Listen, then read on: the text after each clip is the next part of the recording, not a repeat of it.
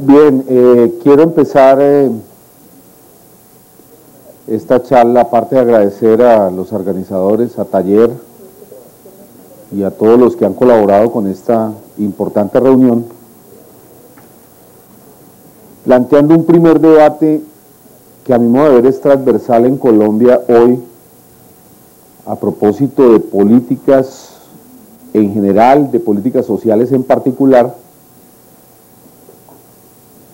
y que es parte de la reflexión acerca de este tema que se planteó esta mañana sobre el SENA, la formación profesional y demás, que es el asunto fiscal, el asunto de los presupuestos públicos. Yo siempre utilizo normalmente esta introducción en estas presentaciones porque, insisto, cualquier política pública no se puede hacer por fuera de presupuestos. Usted dice educación en su acepción más amplia y desde la tiza de la última vereda hasta el instructor del SENA están siendo pagados por presupuestos públicos.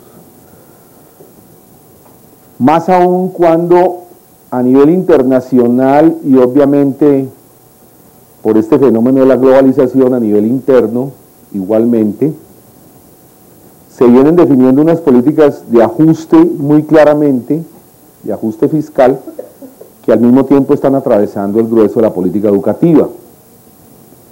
Hablo nuevamente de educación en su acepción más amplia, no solo educación formal, sino en lo que es educación trabajo, educación no formal. Entonces digo, el tema fiscal es muy importante porque define políticas, pero además porque en el debate contemporáneo sobre políticas públicas, el ajuste fiscal está marcando el grueso de la política. Yo siempre empiezo este tipo de charlas a propósito de educación con una cita que es del Banco Mundial, de principios de la década, del 80, para que se vea la complejidad del asunto. El Banco Mundial dijo hacia 1981-82 lo siguiente: los países de América Latina vivieron un proceso de urbanización en el llamado periodo de la sustitución de importaciones, es decir, de 1930 hasta 1980, en lo que se conoció como el desarrollo de la industria mediana en Colombia, industria del consumo, lo que aquí conocimos como industria confecciones, industria bebidas y demás. Y dice el mismo banco, para que ustedes vean las implicaciones de este ajuste, o de esta política de ajuste, dice: tenemos un grave problema en América Latina, y es que la educación, esta tesis la dije aquí hace un año cuando por otro ángulo toqué el mismo tema, la educación tiene un problema, y es que en la medida en que los países se urbanizan, aumentan las demandas educativas, para decirlo en términos de ellos. Es decir, a la medida en que un país tiene más ciudades, pues obviamente que las exigencias profesionales, las exigencias del mundo del trabajo, las exigencias de los circuitos técnicos que aparecen en las ciudades, el comercio, la informática, las exigencias de los bancos y demás, obligan a que se expandan los sistemas educativos. Dicho de otra manera, a mayor urbanización, mayor expansión de los sistemas educativos. De hecho, el SENA se plantea en Colombia en el año 57-58, cuando estamos en pleno periodo de urbanización, en el pico alto del inicio del Frente Nacional. Y además es coherente con lo que se viene diseñando en ese tema dentro de ese anterior modelo sustitutivo. Entonces dice el Banco Mundial, que es el que hoy maneja toda la política pública en la región, dice: el problema entonces es que hay más urbanización, pero a partir de la década del 80 aparece en América Latina el problema de la deuda externa. Entonces hay una contradicción, dicen ellos, en política educativa, que es lo que yo voy a complejizar aquí en la primera parte, entre más demandas educativas o más necesidades educativas, digámoslo en términos nuestros, y menos recursos del Estado. Hay más urbanización pero menos recursos públicos. Ese es más o menos el dilema. Termina diciendo lo que hoy estamos viviendo como política pública en educación. Termina diciendo cómo resolver esa tensión o esa contradicción entre más demanda y menos presupuestos. Pues administrando recursos, gerenciando recursos. La gerencia educativa se volvió lo fundamental de la política educativa. administrar recursos y utilizar la administración de los recursos se vuelve, insisto, el eje de la política educativa. Un ejemplo, porque no me gusta dejar esto simplemente como caracterización general. La ley 115, que es la Ley General de Educación en Colombia, es una ley del servicio, no es una ley del derecho. Hoy en Colombia estamos en mora de reglamentar una ley del derecho educativo, es decir, una ley que permita abarcar en el sentido más amplio del término la educación. Aquí tenemos reglamentado el servicio. Cuando yo administro un servicio, administro recursos, cuántos docentes tengo, cuántos pupitres tengo, cuántos departamentos tengo, cuántas tizas tengo, cuántas ayudas pedagógicas, y hago sistema de información en torno a eso y demás. Eso es administrar un servicio. Que lleva a esta tendencia, lleva a tratar de administrar la educación como si fueran empresas. Y una presión hoy muy fuerte en política educativa a administrar bajo indicadores de cobertura a la manera empresarial. Con tanta inversión, ¿usted cuántos matriculados me produce? ¿Con cuánta plata que le di en un año, cuánto me aumentó la cobertura? Yo cito esto, en primer lugar, simplemente para mostrar la importancia de lo fiscal en política educativa, es decir, para que no se vea que una cosa es lo fiscal y otra lo educativo, sino que hoy hay una línea transversal que explica la política educativa, diría la política social en general, pero estamos limitados aquí a lo educativo, que es el asunto de la gerencia de recursos. ¿Por qué es tan importante esto? Porque esta mañana se discutió a propósito de los recursos. Y yo simplemente quiero establecer en términos comparativos lo que está ocurriendo hoy con presupuestos públicos en el país. Y en ese orden de ideas diría que el primer problema, el problema fundamental, es el tema de la deuda pública. Nosotros ya hemos llegado al nivel del endeudamiento en el cual un país empieza a ser inviable desde el punto de vista fiscal. ¿Por qué? Todos los recursos tributarios que vamos a recoger este año, estoy hablando de los impuestos directos e indirectos, llegan a 22 billones de pesos y la deuda pública ya llegó a 22.5 billones de pesos. Esto es, con todos los perros de la Cresmar, con todo lo de los moteles, con todas las campañas de la DIAN, con todo lo que se hizo en este periodo, vamos a llegar a 22 billones de pesos, que es lo que está recogiendo el Estado, es decir, lo que recoge como impuesto para pagar sus presupuestos públicos. Y en deuda ya tenemos 500 mil millones de pesos más con relación a todo lo que se va a recoger este año. Entramos en un ciclo a la manera de Ecuador, a la manera de muchos países de América Latina en la década del 80, en el cual nos vamos a tener que seguir endeudando para pagar parte de los ingresos. Es decir, entramos en un ciclo de inviabilidad, donde tenemos que empezar a endeudarnos para prepagar deuda anterior, para decirlo de otra manera. Ese es el gran dilema hoy en Colombia, ese es el tema central. ¿Qué produjo esa política, a mi modo de ver? Una política deliberada de convertir la deuda pública en un negocio privado.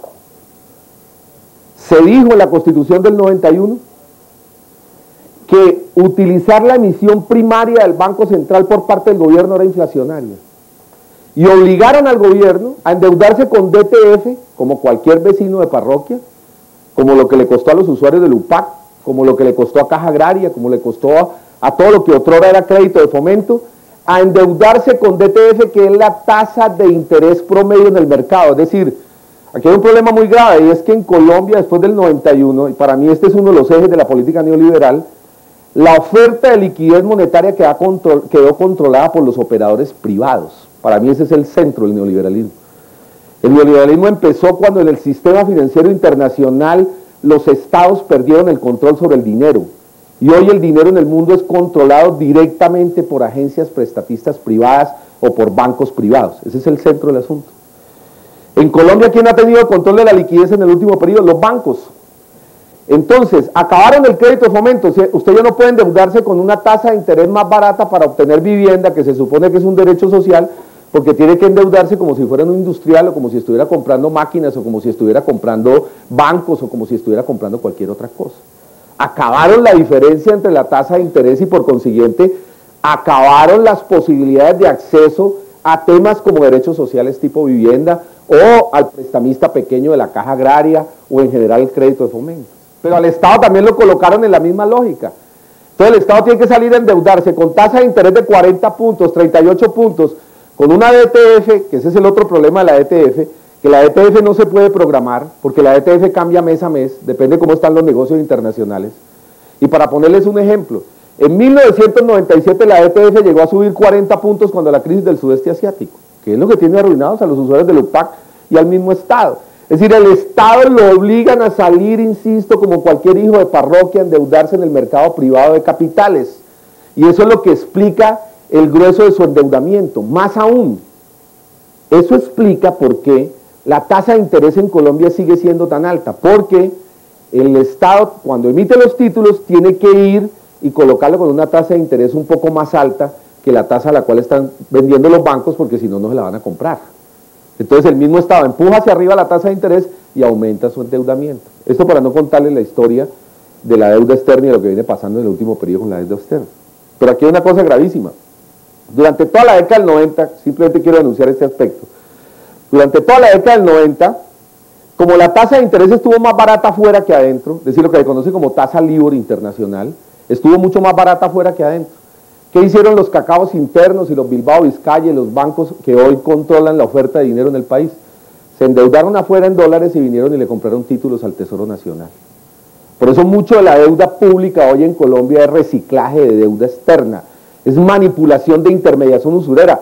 Se ganaban 8 o 10 puntos reales a altura del 94-95 endeudando el Estado. La tesis central es que convirtieron la deuda pública en negocio privado. Ese es el centro. Por eso hoy estamos pagando indicadores de 22 billones de pesos año. Y ahí es donde quería llegar. El ex compañero Lemos dijo esta mañana que el SENA tiene en este momento 363 mil millones de pesos año. Es decir, que el SENA aporta por parafiscalidad $1 millón día. Bueno, de paso, el amigo está aceptando el PAC, porque hasta donde yo conozco, el nominal del presupuesto del año pasado, el presupuesto del SENA está sobre 530.000, en términos brutos reales. O sea que si está aceptando 363.000, nos está anunciando que ya la nueva versión democrática del Ministerio del Trabajo está aceptando un ajuste de aproximadamente 160.000 millones de pesos en el SENA. Pero independiente a eso, él dice, pero eso sigue siendo exagerado, porque es $1 millón día. Ya les puse el tema del endeudamiento. Si ese es el cálculo, debieran hacer el otro cálculo. Porque el otro cálculo es que le vamos a pagar el año entrante a la banca privada, externa e interna, aproximadamente $65 millones diarios. Me puse a hacer el cálculo. Si son 22 billones de pesos, que les vamos a pagar el año entrante 22.5, llevándolo a días, porque él mismo puso el ejemplo del día, y bueno, está interesante llevarlo a dólares, son aproximadamente 65 millones de dólares día, es decir, 65 veces lo que le dan al SENA al día. ¿Será exagerado decir que eso es mucho para parafiscalidad y para formar el trabajo en Colombia? Pero es más, la discusión es todavía más para que sigamos en terreno fiscal, exclusivamente fiscal. Resulta que los bancos colapsaron en Colombia porque, claro, usted no podía mantener la tasa de interés a rajatabla impune, mantenerla a los niveles en que la tuvo en toda la década del 90, y sigue con el problema de los bancos. Estoy hablando, lo que voy a utilizar ahora como datos de los bancos son datos por fuera de la deuda, es decir, estoy hablando, lo que voy a contar ahora es parte del 60% del presupuesto que queda después de pagar deuda. Entonces los bancos empezaron a colapsar con cartera vencida más o menos hacia el 95-96. En el informe del presupuesto, del llamado presupuesto de la verdad, ya estamos en el de sudor y lágrimas, en el informe del presupuesto de la verdad, Juan Camilo, el anterior ministro, dijo, nos vamos a tener que dar la pela para salvar la banca, y eso nos va a costar aproximadamente 12.5 billones de pesos. 12.5 billones de pesos, imaginen ustedes, si el SENA tiene nominalmente 500.000 millones de pesos, quiere decir que usted está pagando aproximadamente 24 SENAs en operaciones de salvamento a los bancos, para seguir poniendo términos de comparación. Pero para ponerles otro nivel de comparación, porque a mí no me gusta decir las cifras en bruto, ¿sabe cuánto vale la nómina de todos los trabajadores de la docencia en Colombia, es decir, estoy hablando del situado fiscal, lo que paga todos los docentes del grado 1 al grado 9, vale aproximadamente 3.5 billones de pesos. Significa que en operaciones de salvamento de los bancos, usted le va a dar casi 4 veces la nómina a los docentes en un año. Esos son términos comparativos. Pero quiero cogerlo también con salud. Salud no le dan más allá de 2.5 años. Quiere decir que en operaciones de salvamento a los bancos le van a dar 6 veces lo que le dan a salud. Aquí hay un problema fundamental. ¿Hasta dónde usted va a discutir, antes de entrar a discutir educación para el trabajo, formación profesional, rediscusión de si hacemos holding en el SENA o no? Aquí hay un problema de fondo y es el tema democrático de los presupuestos públicos. El asunto de fondo democrático de un país desde el punto de vista de la redistribución del ingreso por la vía fiscal.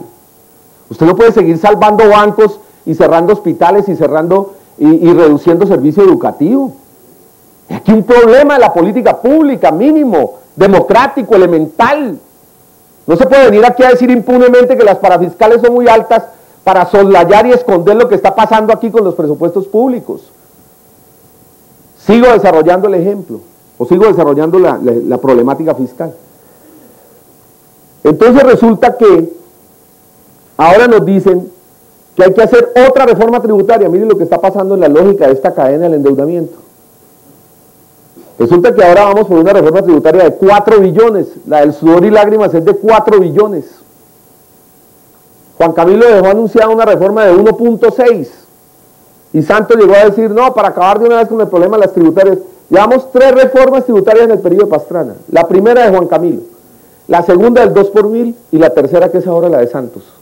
4 billones más. Y resulta que dice, ahora sí es la última. Falso, absolutamente falso. Los 4 billones no alcanzan para completar. En el próximo año esos 4 billones ya se han ido en deuda. Simplemente para establecer términos comparativos, porque insisto, no me gusta hacer caracterizaciones generales, me gusta graficar las cosas. Contraloría General de la República acepta que por solo efecto de devaluación, en el periodo donde todavía existía la banda cambiaria, no sé si saben el debate de la banda cambiaria, entre cuando se posicionó Pastrana y 99,5, que es donde cae la banda, el Estado devaluó 54 puntos. ¿Sabe cuánto perdió el Estado por efecto de devaluación en deuda externa? 9 billones de pesos. Perdió 2.2 veces la reforma tributaria que nos están haciendo con una masacre de IVAs impresionante como la que ustedes están viendo hoy a escala en el debate público en el Congreso. Es decir, es falso que va a haber una estabilidad. Aquí hay un problema de fondo que es el siguiente. ¿Hasta dónde la población en Colombia va a seguir aceptando que le hagan reforma tributaria a año para salvar bancos, para salvar empresas privadas, para salvar capitalistas en crisis, para salvar bonanzas de intermediación crédito y cada vez se niegan más derechos sociales, cada vez menos hospitales? Mire, simplemente para comparar y no es por atiborrar de datos, San Juan de Dios está que lo cierran en Bogotá. San Juan de Dios es el hospital público más importante del sur de Bogotá y está que lo cierran en Bogotá por 40.000 millones de pesos de deuda. Cifras comparativas, ¿sabe cuánto se dieron la pela para salvar al BCH? 1.7 billones de pesos. Es decir, para salvar un banco, usted le dio, o dicho de otra manera, divida, lo que cuesta el San Juan de Dios no es el 0.0005% de lo que le van a dar a un solo banco, con un agravante, que en el compromiso con el Fondo Monetario Internacional se establece que en marzo esos bancos tienen que estar privatizados. Y esa es la otra parte del cuento. Para más allá, esto es lo que llamamos socialización de pérdidas. 1.7 se gastaron en el BCH. Cuando le preguntaron a la señora Chape, que en ese momento era la superintendente de bancos, le dijeron en cuánto puede estar más o menos, en cuánto se puede vender más o menos el BCH. Dijo, más o menos por ahí en 400.000 millones de pesos. Es decir, que el Estado va a votar, como lo hizo en Carbocol, va a votar 1.4 billones de pesos. En términos comparativos, casi 10 cenas. En términos comparativos, casi 500 veces el Hospital de San Juan de Dios para entregarse los 0 pasivos a los capitalistas privados en febrero o marzo. Esa es la discusión fiscal hoy en Colombia. El problema es la asignación del gasto. El problema no es que las rentas parafiscales son muy altas. El problema es qué tipo de presupuestación, qué tipo de ejecución del gasto estamos haciendo en Colombia, qué tipo de planteamiento democrático fiscal hay en un país que se gasta el 50% del presupuesto salvando bancos y salvando capital privado mientras niega derechos sociales. Pero la tributación es todavía doblemente reaccionaria en Colombia. Porque no es solo que la ejecución del gasto es básicamente privada, es que el otro tema adicional es que el grueso de la tributación sale de la población. Es decir, la tributación en Colombia es doblemente antidemocrática. Ya lo mostré por efecto del pago de bancos y el pago del sector privado. Pero es también antidemocrática porque aquí el 70% de la tributación sale de los IVAs. Cojan hoy el periódico El Espectador. Ahí está desglosado tema a tema cuáles van a ser los ingresos tributarios en el próximo año. 70% de los impuestos salen de la población, 30% solo salen de industriales, hacendistas y banqueros. Es decir, aquí en Colombia no tributan los que tienen ingresos, aquí en Colombia tributa el grueso de la población. Entonces usted tiene una tributación que mayoritariamente sale de la población y una ejecución del gasto que es para favorecer a los que tributan menos. Coherente con ello, la reforma tributaria de Santos plantea reducción todavía mayor de la tributación de la renta en 5 puntos, mientras que aumenta el IVA absolutamente a todos los productos, hasta los de primera necesidad. Creo que ahí hay otro tema de discusión para plantearlo más allá de lo que aquí se anunció simplemente como una discusión a propósito de las parafiscalidades. Pero tiene otro ingrediente ahora que se toca el asunto de las parafiscalidades, o el tema de las parafiscalidades, que es lo siguiente a propósito, siguiendo esto, manteniendo esto en estrategia tributaria, o en diseño tributario. La reforma tributaria también establece mecanismos de reducción de nóminas y mecanismos de supresión de entes del Estado. Es decir, la política no es tan solo salvar bancos, reducir derechos sociales y demás, sino que los propios trabajadores del Estado tienen que pagar el efecto de la crisis. Entonces la reforma Santos establece que hay que fusionar 6 ministerios, establece que hay que mandar a la calle 10.000 trabajadores más porque no están contentos con los aproximadamente 100.000 que han salido del 92 hacia acá, y entonces hay que seguir produciendo un proceso de cesión y un proceso de fusiones y demás. O sea, la reforma tributaria adicionalmente descarga sobre los trabajadores del Estado el efecto de la crisis, pero es más, termina diciendo una cosa todavía más complicada. El año entrante el incremento de salario será solo del 6%, discurso de Santos ayer ante el Congreso. Y si los trabajadores quieren que les subamos más, acompáñenme a apoyar la reforma tributaria. Es decir, como quien dice, ustedes quieren que les subamos más allá del 10 de inflación porque van a quedar a la mitad del 10, más o menos el mensaje. Entonces apóyenme, o sea, ustedes mismos clávense el puñal de los IVAs, clávense el puñal de toda la agresividad de imposición directa que hay en esta tributación y negociamos ahí un pucho de salarios. Creo que es un mecanismo que sigue graficando una tendencia bastante reaccionaria de la ejecución del gasto en Colombia. Para terminar este cuento, resulta que las parafiscalidades también están en discusión. No es simplemente quien lo presentó esta mañana aquí. Resulta que Santos ha dicho, hace aproximadamente 10 días, dice, quien quiera reducir impuestos de este paquete, dice, quien quiera, claro, ellos se sienten con todo el peso del Fondo Monetario y demás, además porque esa reforma tributaria es contra Plan Colombia, es decir, está aprobado en el Congreso norteamericano que antes del giro de los recursos de Plan Colombia se debe hacer esta reforma tributaria, se debe hacer todo el paquete de ajuste. Entonces Santos dijo hace aproximadamente 3 semanas, podemos establecer otra situación, y es, si quieren que les bajemos algunos impuestos a los industriales o incluso los propios IVAs, pensemos en acabar las parafiscalidades. De hecho, hay 3 informes del Banco Mundial que vienen insistiendo desde el 92 en que los parafiscales ya no tienen sentido.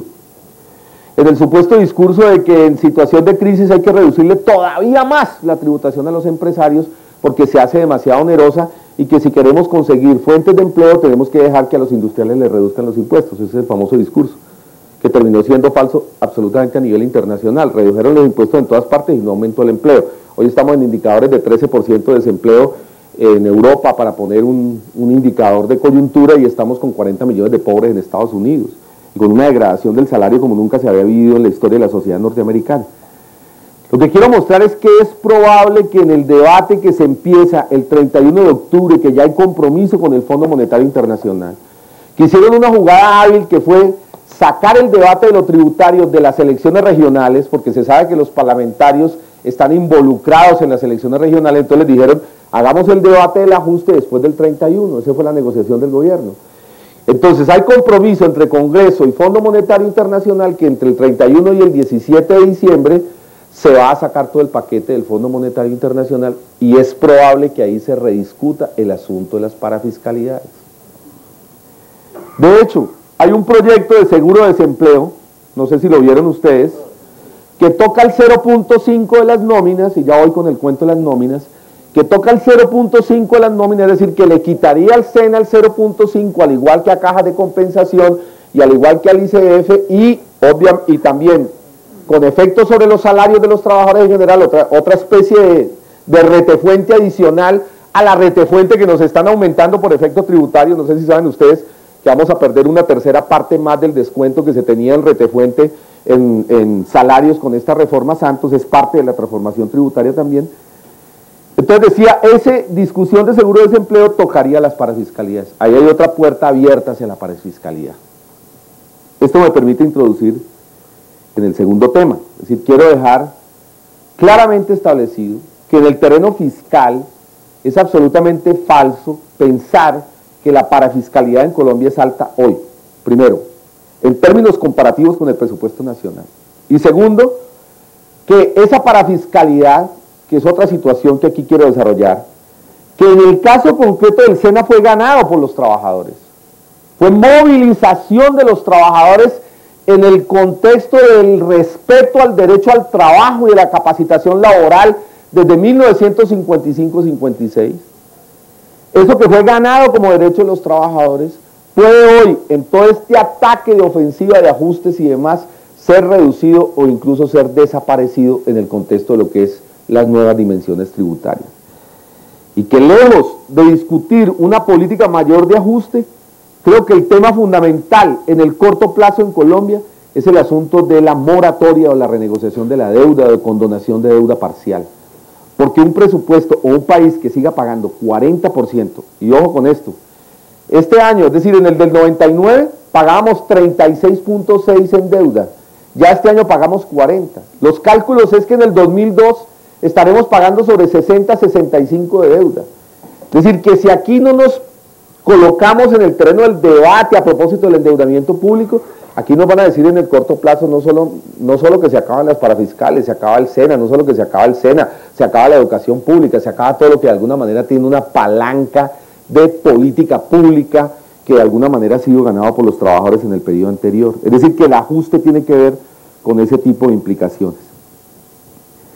Digo entonces, para terminar este punto, que efectivamente hoy el tema de fondo es presupuesto público y pasa por deuda pública. ¿Por qué no pensar en un país que puede renegociar esa deuda?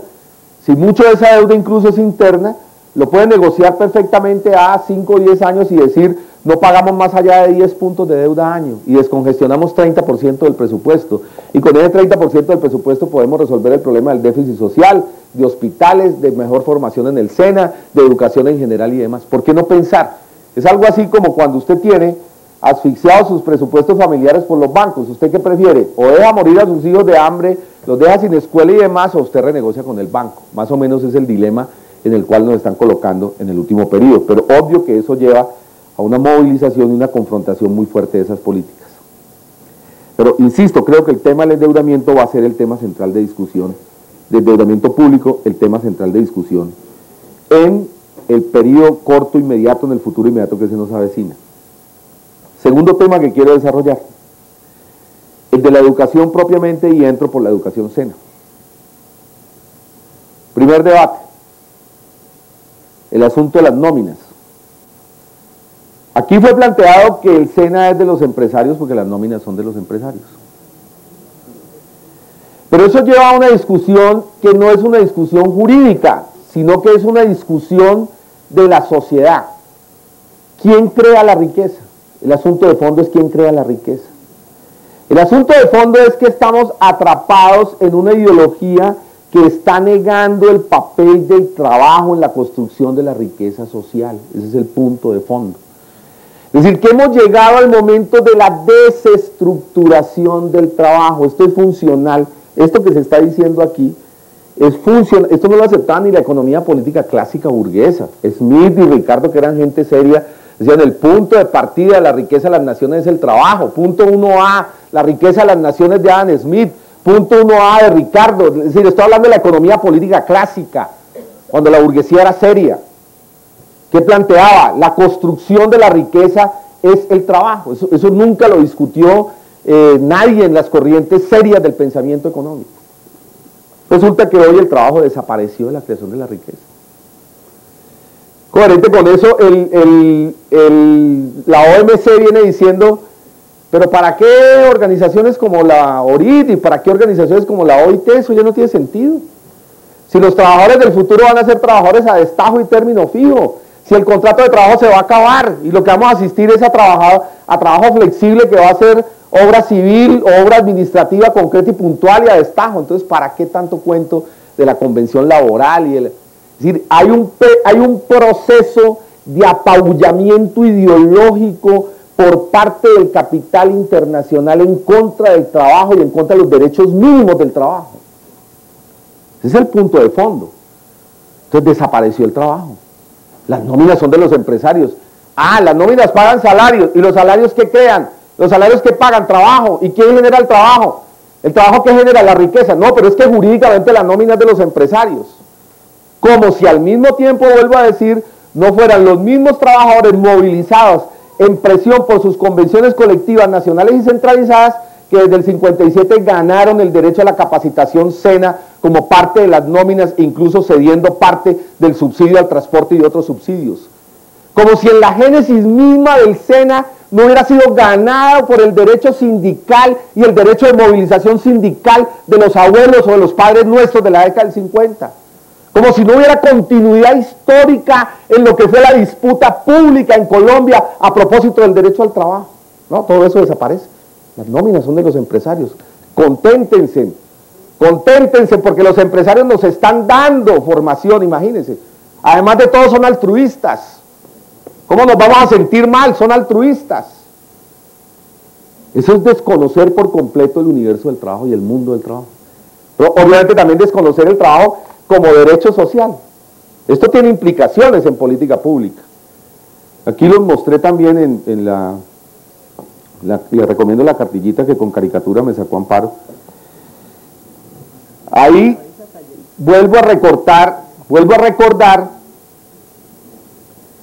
el tema a propósito de las implicaciones que esta desestructuración del trabajo tiene en política pública.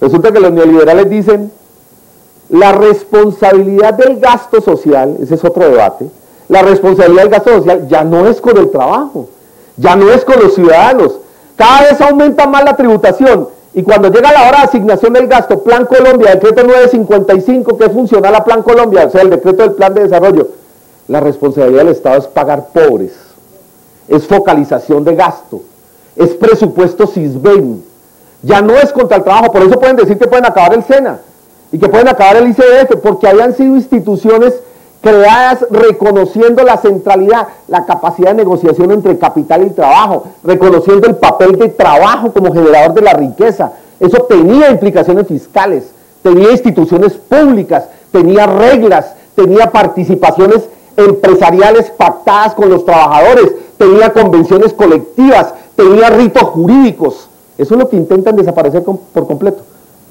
¿Para qué el SENA si la responsabilidad del Estado es pagar pobres? El problema del trabajo que lo resuelva cada cual de manera individual formándose en las nuevas competencias básicas laborales en el mercado general de la flexibilización. Yo ya no tengo, el trabajo ya no tiene derecho social reconocido y por consiguiente no tiene por qué tener áreas pagadas de los presupuestos públicos. Todo nuestro tema es focalización de pobres. Toda la responsabilidad del Estado es focalización de pobres. Una contradicción. Cada vez aumentan más los impuestos, incluso Retefuente la aumentan más directamente contra el salario, pero resulta que a la hora de ejecutar el gasto yo solo salvo pobres, pero con una condición adicional. Los manuales neoliberales dicen, nosotros pagamos pobres para perfeccionar el mercado, y ahí es donde quiero entrar en el tema concreto del SENA. La política de la focalización, dice Wiesner y los grandes consultores, los grandes tecnócratas del Banco Mundial hechos carne en Colombia, desde la década pasada es más o menos lo siguiente. El papel del Estado antes era reconocer un derecho, ahora es simplemente perfeccionar el mercado. Entonces dicen, lo normal es que el mercado funcione en política social, es decir, que los padres y las familias paguen las matrículas. En este caso, que los trabajadores paguen con sus mismos contratos de aprendizaje la formación profesional. Y nosotros focalizamos pobres para que entren al mercado, no es ni siquiera una cosa altruista, es para perfeccionar el mercado. Porque el mercado de los bienes públicos es imperfecto, tiene una externalidad. Los pobres son una externalidad, dicen, externalidad quiere decir que no funciona en el sentido de precios, entonces hay que pagarlos para que entren al mercado. El criterio de equidad, como se dijo aquí esta mañana, el criterio de equidad es el crédito. El criterio de equidad ya no es la justicia al derecho, no es que a mí me tienen que reconocer un derecho y me involucren en las coberturas educativas, no, yo le doy un crédito para que usted se involucre en el mercado. Es decir, el criterio de la focalización es para el crédito, el criterio de la focalización no es gratuidad. Y hay un tema de debate, hoy hay un debate público con tutela en Bogotá a propósito de la gratuidad, donde la señora secretaria de Educación de Bogotá no quiere bajarse del tema de que el derecho es el préstamo, el derecho es el crédito, o sea, el derecho es acceder al mercado, el derecho no es la gratuidad. Fíjense ustedes cómo cambia por completo la concepción. Bien. Llevado eso, esa concepción mercantilizada de la política social, esa concepción donde el Estado pierde la toma de decisión sobre la política, la cede a los entes privados, pretextando ajuste fiscal para terminar pagando política tipo focalización, es toda la discusión a propósito de la reestructuración del SENA. Porque sea la versión del holding empresarial que aquí nos presentaron, que es funcional al informe de la OIT, sea la formación curricular con sistemas de evaluación competencias laborales por efecto de las empresas, o sea la versión del ajuste, las tres tienen una coincidencia que antes de detenerme en ellas desde el punto de vista económico, es la que a mi modo de ver las explica, las abarca. Las tres parten de que el Estado, en este caso concreto el SENA, pierda la regulación de la política pública en la formación profesional. Ese es el centro del cuento. Por eso el debate no puede ser, hay que formar con menos cháchara para que la gente vaya directamente a las máquinas. Es que de pronto la cibernética no la hemos agarrado. No, antes de eso es, ¿qué política estatal hay en materia de formación profesional?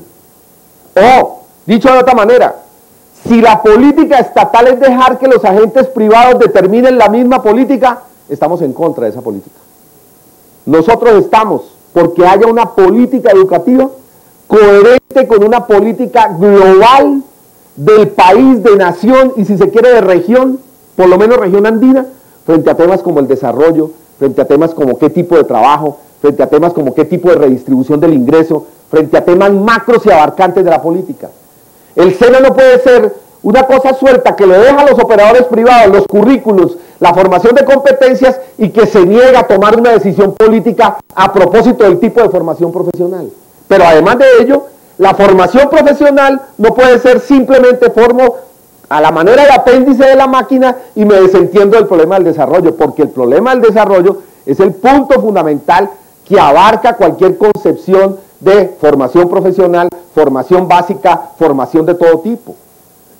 Entonces, lo más grave aquí es que cuando se está mercantilizando la política social, se está sacando al Estado de la toma de decisión política. Por eso insisto, antes de la discusión del holding, antes de la discusión del tipo de formación nueva y demás, el punto es qué política tiene el Estado desde el punto de vista de las necesidades del desarrollo y una concepción, y qué tipo de concepción humanista global podemos desarrollar frente al tema de esta formación profesional alternativa, porque aquí vamos a otro cuento, que es el siguiente, o quiero desarrollar por otro lado lo siguiente.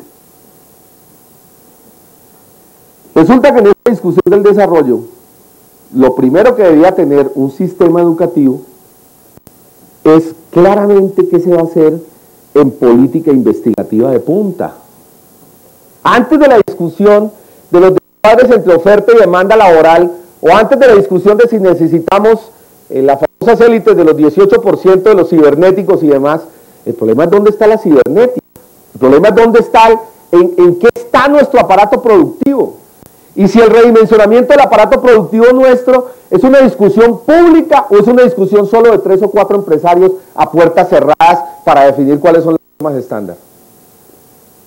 Hay que defender la idea de un debate público a propósito del tema del desarrollo y a propósito del tema de qué tipo de trabajo van a acceder las futuras generaciones en Colombia. Entonces, insisto, quiero graficarlo simplemente, sigo con cosas fiscales. Un sistema de educación que debía articular desde la básica, la educación trabajo tipo SENA, hasta llegar a la educación superior, tendría que tener como vértice o como cadena final de ese sistema, o por lo menos como un área fundamental de ese sistema, tendría que tener el problema de investigación de punta, el problema de la investigación serio. Si estamos supuestamente en la red del conocimiento, estamos en la sociedad del conocimiento, ¿a qué le está apostando este país desde el punto del conocimiento? Y resulta que usted, preocupado por esos temas, va nuevamente al presupuesto, como les digo, donde se efectiviza la política, y encuentra que Colciencias tiene 30.000 millones de pesos para el año entrante. Y esos 30.000 millones de pesos, saben ustedes, están esperanzados en 50.000 millones de pesos más. ¿Sabe de dónde están esperanzados esos 50.000 millones de pesos? Del PAC de ajuste del SENA. De los 160.000 que aquí nos anunciaron ya, o sea que nos lo aceptaron como un dato, como un factum, ya son 363.000 y no 520.000, de ese factum estadístico va a salir los recursos de Colciencias supuestamente. He visto personalmente, porque estoy en el tema, en el área educativa, al señor de Colciencias abrazándose las manos, esperando, frotándose las manos, esperando que le lleguen los 50.000 pesos, los 50.000 millones de pesos del PAC del SENA. Pero más allá del debate, que de por sí es perverso, es decir, de tener que reducir la formación profesional del SENA y los recursos de la formación profesional para pasarlos a Colciencias, me interesa desarrollar otro tema, y es, aquí se nos plantea que la cibernética, bueno, si vamos a asociarnos a esas cadenas, lo primero sería investigación. 50.000 millones de pesos más los 30.000 que tienen, es decir, aceptando que le dieran al SENA los 50.000 millones de pesos adicionales a los 30.000 que ya tiene, son 80.000 millones de pesos. Para que ustedes tengan un indicador, siempre utilizo este indicador, eso no es ni siquiera la nómina mensual de la NASA en terreno administrativo. Para poner un ejemplo, no hablemos de Gates, de los investigadores, no hablemos del Valle de Silicona, no hablemos de las puntas del conocimiento hoy y los grandes espacios de tecnología de punta y la gran investigación. ¿De dónde vamos a llegar? Es decir, ¿a qué articula todo este discurso educativo si no tiene absolutamente ninguna importancia la investigación de punta? ¿Pero dónde está la investigación de punta en Colombia a propósito de cadenas de computarización, a propósito de satélites, a propósito de genoma humano, a propósito de biotecnología, a propósito de bioética, a propósito del manejo del ADN vegetal, que va a ser el gran negocio del siglo XXI? ¿Dónde están? Que me muestren los proyectos investigativos. ¿Usted cómo va a discutir si el SENA está haciendo mala formación o malformación en formación profesional de supuestamente los que van a llegar a las cadenas de punta de las empresas, cuando aquí no hay empresas de punta y tampoco hay investigación de punta que vaya a garantizar efectivamente esas áreas productivas a futuro? ¿Y dónde está invirtiendo Gates en Colombia? De otra manera, ¿dónde están las inversiones en software, en hardware a gran escala? ¿Dónde están las investigaciones en genoma? ¿Dónde está? Al contrario, ¿sabe cuál es el discurso del Banco Mundial en el último periodo? Para que vean cómo el problema del SENA no es en SENA mismo, no es la discusión de si estamos formando bien o sino empezar desde la política abarcante de dónde estamos colocados, del contexto mínimo en el cual estamos colocados, de la situación histórica y social que estamos viviendo hoy en Colombia. Antes de cualquier discusión, lo primero sería plantearse, ¿y dónde están las inversiones? ¿Dónde está, insisto, las fábricas de punta que van supuestamente a suplir la demanda de los que salgan de aquí del SENA en las cadenas de la cibernética y de la transinformación? Mire, cojan El Espectador de hoy, siempre me gusta graficar. Cayó la inversión externa en Colombia 480 millones de dólares en el último periodo. Estamos en un proceso de fuga de capitales. En Colombia están yendo aproximadamente 1.600 millones de dólares año por fuga de capitales. Standard Poor's International, que es la agencia internacional que determina la inversión extranjera en Colombia, está diciendo, en América Latina, 45 dólares en México, 35 en Brasil, 25 en Chile. ¿Sabe cuánto a Colombia? $1. Le están diciendo los indicadores de inversión internacional, tanto en inversión de portafolio como en inversión industrial, que en Colombia si acaso es viable invertir $1 de 100 que tienen en este momento la multinacional. Y en semejante situación nos dicen que no es formando para la investigación élite y que hay un descuadre entre oferta y demanda, cuando uno lo que está viendo es un país absolutamente desindustrializado, con 22 de desempleo, con 70 de informalidad, con 60 de pobreza. Ese es el país real. Eso es un problema del SENA, o eso es un problema de la política pública en general. Por eso insisto, no se puede soltar el tema fundamental, democrático, el tema que deben discutir los trabajadores, para que no se siga diciendo que los sindicatos son simplemente corporativos y que no se preocupan por el país. El tema de fondo mínimo democrático hoy en política educativa es que no se puede soltar al garete de lo privado, en un proceso de mercantilización de pobreza que está haciendo lo privado, no se puede soltar el tema macro del desarrollo, el tema macro del futuro, el tema macro de qué hacemos con las cadenas del conocimiento, etcétera, etcétera. Por eso insisto, punto A de toda esta reflexión educativa es lo que tiene que ver con que el SENA mantenga la decisión pública. Y aquí quiero discutir lo siguiente en la reestructuración del SENA. Bueno, de paso debo decir que esa misma concepción que vimos aquí, que las nóminas son de las empresas, el ministro de Trabajo la utiliza para el otro lado en el IS. Entonces dice, ¿cómo voy a salvar el IS? Con fondos que son de los trabajadores europeos, dice alemanes, no sé si ustedes lo vieron por los medios. Resulta que esos fondos, es como decir que en este momento, ¿cómo se llama el de Santo Domingo? El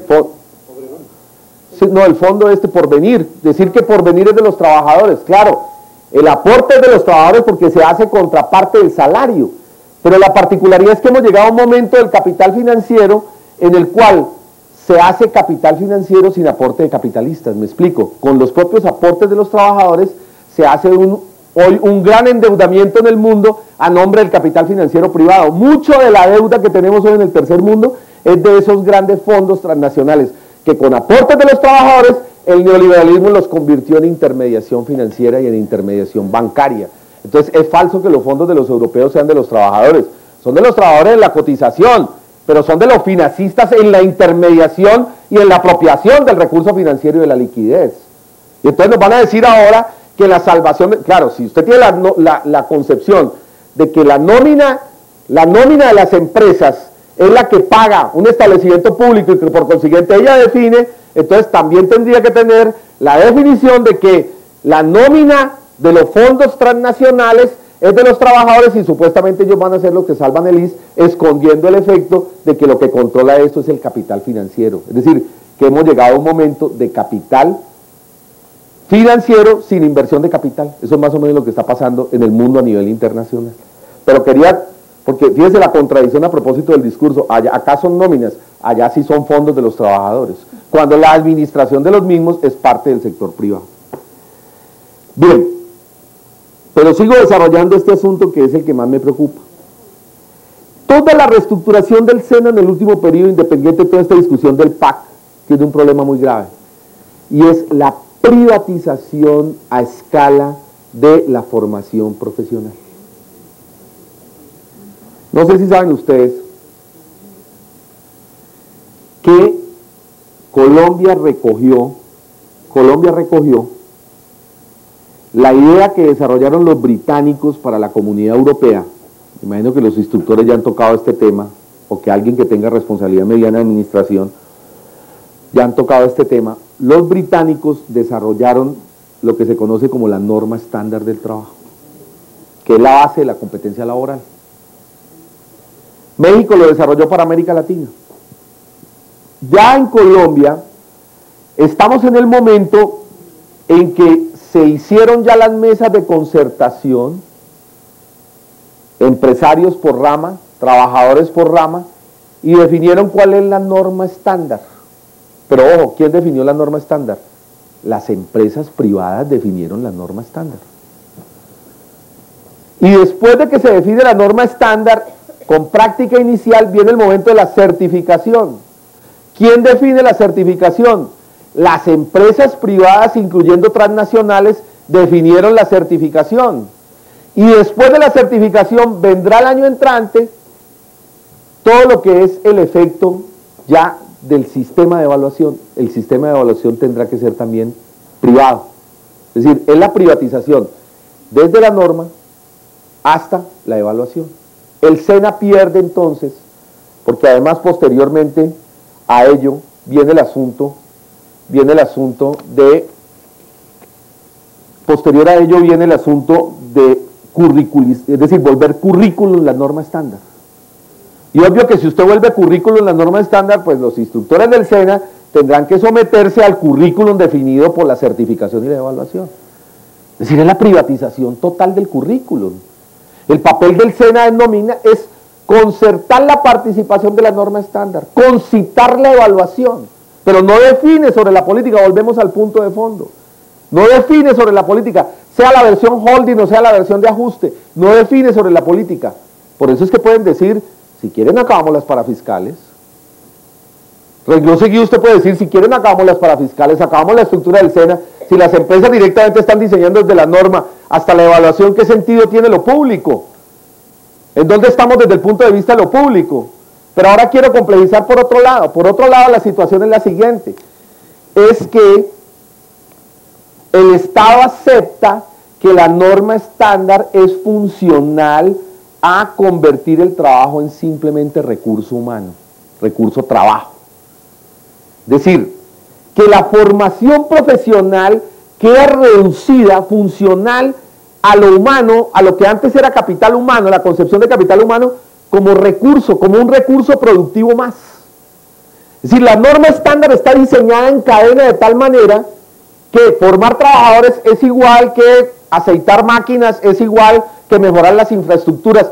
Es decir, que el trabajador es simplemente una cadena más en la producción. No tiene es decir, aquí incluso hay una discusión a nivel internacional. Hay gente que ya está hablando, la sociedad posmoderna o la sociedad neoliberal no debiera presentarse ya como la sociedad de los derechos del hombre, porque aquí nos volvimos fue recursos del capital, es decir, recursos secundarios en la formación del capital.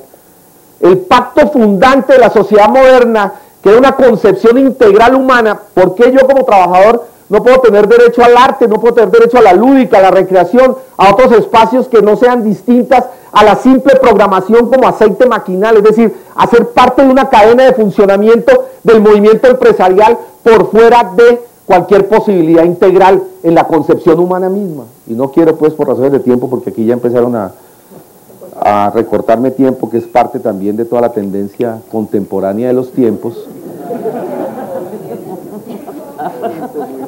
extenderme sobre eso, el tiempo eficiencia. Pero digo, ¿por qué tenemos que ser simplemente recurso? ¿Por qué no podemos ser humanidad en el sentido amplio? Ahí hay un debate. Porque eso complejizado con la situación de atraso en la cual estamos viviendo lleva también a una cosa todavía más complicada. Y es que entonces terminamos formando en normas estándar del aparato industrial reducido que nos está quedando en Colombia. Esa es la otra parte del asunto. Es decir, el problema no es solo que se forma como recurso humano, sino que es recurso humano y volvemos al punto del modelo de desarrollo. Entonces, a propósito de la discusión de esta mañana, simplemente quiero decir, porque se trata de decirlo a nivel de telegrama, simplemente quiero decir lo siguiente. Uno, el modelo de desarrollo que estamos viviendo en Colombia es un modelo desindustrializador y desestructurador de la agricultura. Es decir, estamos en la agonía del anterior modelo de la sustitución de importaciones, para decirlo de otra manera. Y estamos entrando en un modelo que la clave del mismo la dijo el señor Moreno y el canciller en Cartagena cuando presentaron el Plan Colombia. Por eso el Plan Colombia es tan importante, porque el Plan Colombia es el nuevo modelo económico y político. ¿Y qué fue lo que presentaron allá? La idea de que el futuro de este país está apostado, y simplemente estoy diciéndolo en el diagnóstico, Amparito, no estoy diciendo que eso necesariamente va a ser así, para que no se me acuse de pesimista o de dejar pocas opciones desde el punto de vista de la reflexión de la gente. Estoy presentando el diagnóstico del Plan Colombia, por eso es tan importante la disputa hoy por presupuestos públicos, la disputa hoy por tomas de decisiones alternativas, la reivindicación democrática del conjunto de la población frente a la educación y la calidad de vida, la disputa en contra de los pobres, que la política no siga siendo simplemente el problema de si privatizamos esta empresa o no privatizamos esta empresa, sino que la política vuelva a ser el tema democrático de gran discusión ciudadana. Cuando se logre eso, vamos a echar para atrás este diagnóstico. Eso es lo que necesitamos un tipo de organización distinto desde el punto de vista del dimensionamiento de la política. Pero bien, haciendo ese paréntesis, esa claridad, digo, el diagnóstico sí es bastante complicado. Porque el diagnóstico del Plan Colombia es, ¿qué le queda a estos países? Desde el punto de vista de los recursos, vender biodiversidad y vender recursos naturales. No sé si vieron ustedes, no lo digo yo, porque cuando uno lo dice es de alguna manera pesimista. El Espectador el domingo le recomiendo, un mercenario americano, egresado de los ejércitos americanos, dice públicamente, primera página del Espectador, ese cuento de la coca del Putumayo es puro cuento. Allá lo único que le interesa a Estados Unidos es el petróleo, porque estamos en un momento de $40 de barril de petróleo y necesitan el petróleo del Putumayo. Ese es un ejemplo gráfico de por qué es recursos naturales. Pero les pongo otro. El Departamento de Estado con Pickering a la cabeza, porque además ya la política, esta es otra parte del modelo, el modelo ya es abiertamente colonial, es decir, es impuesto desde afuera, y ya quien decide sobre la política interna es Pickering, Madeleine Alberts, los congresistas que vienen a Colombia cada 2 meses, etcétera. Públicamente Pickering dijo, podíamos pensar en una nueva versión Panamá por el lado de Urabá, del Chocó Urabá. Fue un debate público en Estados Unidos hace un año. Es decir, eso demuestra cómo están planificando el país desde el punto de vista de las apuestas de biodiversidad y de recursos naturales. La biodiversidad es un gran negocio, aquí lo dije la vez pasada que también tuvieron la amabilidad de invitarme. La biodiversidad es un gran negocio porque el negocio de la alimentación del mundo en este siglo va a ser por plantas y el negocio energético cuando se acabe el petróleo va a ser por plantas. Incluso López lo dice en una columna el domingo también a propósito de la crisis del petróleo. Dice, esa crisis del petróleo durará máximo 1 o 2 años porque ya viene la reconversión energética en materia de petróleo. Lo necesitan además para presionar la OPEP en un momento en que la OPEP se les indisciplinó y los tiene otra vez a $36-37 barril. Entonces la biodiversidad, nos dicen biodiversidad, incluso toda la apuesta territorial, toda esta apuesta territorial de futuro, todo el rediseño territorial es biodiversidad y de recursos naturales. Y desde el punto de vista del mundo del trabajo, una cosa que se llama maquilas. Ley Páez, para que ustedes tengan un ejemplo, es un ejemplo de maquiladores. El ejemplo inicial fue México, Monterrey. Monterrey se inventó las maquilas en el tercer mundo. ¿En qué consisten las maquilas? La maquila es la cadena final del procesamiento empresarial de una multinacional. Nike hace el procesamiento bruto del zapato, de la sudadera o del producto, y en Monterrey, México, ahí simplemente en la frontera, consiguen un salario 30% o 40% más barato que en Estados Unidos, muchas veces hasta 70, 80%. Entonces, por costos laborales, lo sacan fuera del país, y al estar fuera del país, eso baja los costos laborales de manera impresionante. Monterrey, México fue el ejemplo de maquiladoras, y eso se extendió por todo el mundo. Hoy, siempre utilizo el ejemplo, sale un barco de la costa pacífica norteamericana, con pedidos de maquilas de 20, 30 multinacionales, llegan a costa de China continental, suben 20.000 trabajadores en alta mar, incluso hay una discusión sobre la territorialidad laboral, nuevamente sobre el tema laboral, los tienen en alta mar, los sacan 6 meses y luego los ponen nuevamente en costa y el barco sigue y dicen, eso es un negocio extraordinario porque nos ahorra la separación entre transporte y producción. En el mismo momento en que estamos haciendo el transporte, estamos haciendo la producción y reduce al máximo los costos laborales. Por eso Clinton no ha permitido que haya un debate sobre derechos humanos en China, a pesar de todas las denuncias que se vienen haciendo en China. Pero eso es un ejemplo de maquilador. Bien, lo que nos están enseñando, cojan ustedes el proyecto, me lo sé de memoria, 419 del Plan Colombia. Es John Venture, alianzas estratégicas. ¿Para qué? Para trabajo maquilador.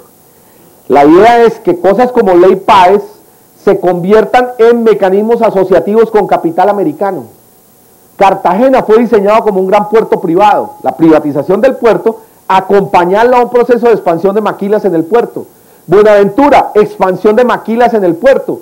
Eso implica, usted coge el mismo port de Cali, y Cali lo están diseñando como puerto seco, por eso las grandes avenidas del carril central del valle, por eso van a tumbar el túnel de la línea para acceder rápido al centro, es decir, Cali tiene que ser una ciudad de transporte funcional a las maquilas de Buenaventura, funcional a las maquilas de Ley Páez, funcional a las maquilas de Ley Quimbaya. Galpones enteros donde concentran 20.000, 30.000 trabajadores con sueldo a la mitad del salario mínimo de hoy. Más o menos ese es el cálculo. Por eso el 955, que es el plan de desarrollo, es decir, que por decreto es el plan de desarrollo, terminó estableciendo zonas francas laborales. Zonas francas laborales es formar este tipo de trabajo, es decir, la norma estándar termina siendo el trabajo maquilador. Y la norma estándar, como usted termina siendo, norma estándar de la palma africana, norma estándar de la semilla tal, norma estándar de la porcicultura, norma estándar de la piscicultura. Es decir, esto te lleva en la idea de que la competencia básica es simplemente adaptativa al trabajo y al entorno en el cual usted está colocado, que en la medida en que usted está empobreciendo el aparato productivo del país, en la medida en que usted está empobreciendo las regiones, la norma estándar se vuelve en la normativización de ese trabajo barato y precario. Es decir, de alguna manera la norma termina haciendo etnografía, recogiendo todo lo que son las apuestas de la pobreza en una región o en un aparato industrializado. Por eso, antes de la discusión de la norma, es la discusión qué tipo de desarrollo y qué tipo de trabajo, vuelvo a repetir. Antes de la discusión sobre si es holding o no es holding, es la discusión de qué tipo de política vamos a empujar desde las áreas públicas y si estamos dispuestos a hacer una confrontación política a lo que es todo este diseño. Porque quiero decir, para terminar, lo siguiente. Ese trabajo de maquila es el esclavismo contemporáneo. Eso es Monterrey. Miren, Monterrey, además, el trabajo de maquila tiene un elemento adicional. Como les digo, es el trabajo final, es decir, Nike hace el procesamiento y entonces el trabajo de la maquila es poner el remache del zapato, ponerle la puntica al cordón, ponerle el chulito de Nike. Es decir, es un trabajo bastante precario. Esto lleva a otro problema. Y es que ese tipo de trabajo no genera recreación intelectual. Insisto, es un tipo de trabajo adaptativo a la máquina, es anexo a la máquina, es como si estuviéramos calificando un comando más de la máquina. Llevado a la educación, eso es gravísimo. Nosotros lo hemos caracterizado en los debates públicos, en la pedagógica, en los espacios educativos donde nos llevan, porque aquí hay otro problema, y es que una vez diseñada la norma estándar se pasará al Ministerio de Educación. Es decir, que lo que ahora están diseñando en el SENA se volverá a los grados 10 y 11 de la educación media. Y por eso hay todo un proyecto de acabar media académica y media técnica para convertir las futuras medias del país en un momento en que van a reducir la universidad pública, porque ya en el presupuesto de este año reducen los ingresos de la universidad pública. En esa situación van a llevar a que la reestructuración de las medias sea lo que viene diseñando el SENA en estándares. Entonces dicen, ya la educación no puede ser la carreta general, que se sabían una cantidad de fechas y historias y que Simón Bolívar, no, ahora la educación es para que el niño salga rápidamente al mundo del trabajo. ¿Pero a qué mundo del trabajo? ¿Y acaso ir al mundo del trabajo no implica, vuelvo a repetir, cadenas del conocimiento? Siempre utilizo esta digresión a propósito de este tema, es decir, ya no presentado como mundo del trabajo, sino como mundo educativo, porque aquí está atrapado en dos niveles, que es lo siguiente. Si aquí se está diseñando una zona de libre comercio, que es lo que nos queda de maquilas, porque aquí lo que se está diseñando es zona de libre comercio, mire, la dolarización es un hecho. La dolarización en Colombia viene en un año, año y medio. Eso es parte de colocarnos en un área de libre comercio. Mire, Estados Unidos está tan interesado en América Latina que el jefe de comercio exterior de Estados Unidos de 1996, esto es lo que hay que discutir, no la discusión del SENA así en general. En 1996, el jefe de comercio de Estados Unidos, se me va a tomar 3 minutos más. ¿Sí? Bueno. Dijo lo siguiente: la apertura de América Latina, es decir, las políticas de apertura. Fíjense que aquí hay una imposición política, que es lo que hay que discutir antes de cualquier cosa. Lo que estoy mostrando es que mientras el Estado está cediendo a la privada cualquier modelo de desarrollo, aquí hay un modelo de desarrollo ya de zona de libre comercio. Aquí hay un modelo de desarrollo que es el TLC. Aquí hay un modelo de desarrollo a lo norteamericano de anexión de las economías de América Latina como anexión de socios menores a la economía norteamericana por la vía del TLC. Dice el señor jefe del comercio de Estados Unidos en 1996, La apertura implicó que Estados Unidos pudiera dobletearse, es decir, duplicar en exportaciones hacia América Latina lo que eran esas mismas exportaciones antes de la desregulación, es decir, antes de la apertura. O sea, la apertura le ha servido a Estados Unidos para duplicar sus exportaciones. Por eso es un gran negocio, por eso hay que anexar como socio menor a América Latina. Hay un modelo de desarrollo andando. El modelo de las maquilas es el modelo de la zona de libre comercio de Estados Unidos, es lo que quiero complejizar. Entonces uno no puede eludir ese debate y decir la oferta y demanda no concuerdan. Bueno, ¿y qué está pasando en la región? ¿Qué está pasando como política pública en la región? La dolarización, insisto, es un hecho.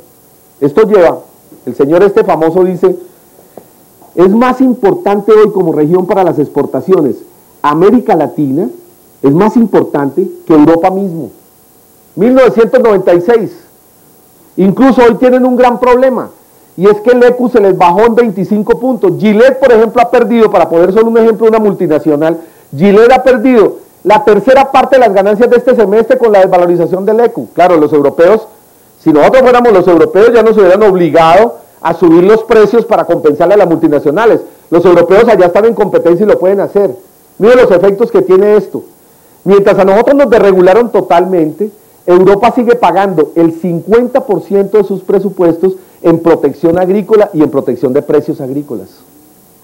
Mientras nosotros hoy estamos importando 8 millones de toneladas de productos agrícolas, antes de la apertura importábamos 800.000 toneladas de productos agrícolas.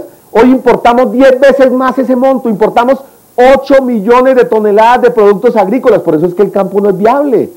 La crisis del campo no es simplemente el problema de la violencia, la crisis del campo es la importación masiva, es la desestructuración del campo, es la improcedencia absoluta de cualquier proceso de producción interna. Por eso aquí contra la apertura no está peleando ya, no tan solo el pequeño caficultor o el pequeño productor, están peleando hasta los grandes arroceros en Ibagué y en el Huila y demás. Ese es el problema de fondo. Hay una inviabilidad de la producción interna. ¿Y qué van a hacer los instructores del SENA frente a ese problema? Eso no es debate.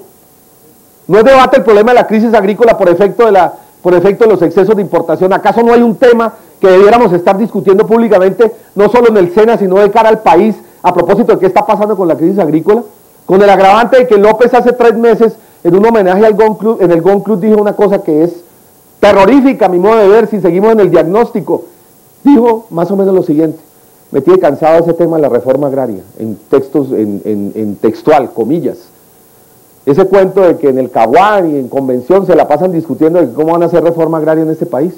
Si nosotros ya somos inviables desde el punto de vista de la agricultura. Nosotros ya tenemos que aceptar que a futuro vamos a tener que seguir importando la sobreproducción del primer mundo. Pero ¿cómo nos vamos a poner a competir, dice López, con los cerealeros de Estados Unidos que producen 10 veces más que nosotros y en menos tiempo? Con los arroceros de Taiwán, con los naranjeros de Estados Unidos. ¿Cómo nos vamos a poner a invertirnos? Nosotros lo que tenemos que es colocarnos, dice él, en el terreno de cómo conseguir los recursos para seguir importando los 8 millones de toneladas años de agricultura. Ese es el debate. Ese es el debate a propósito de los instructores agrarios. Es el debate a propósito de la crisis del azúcar que se anuncia en el Valle.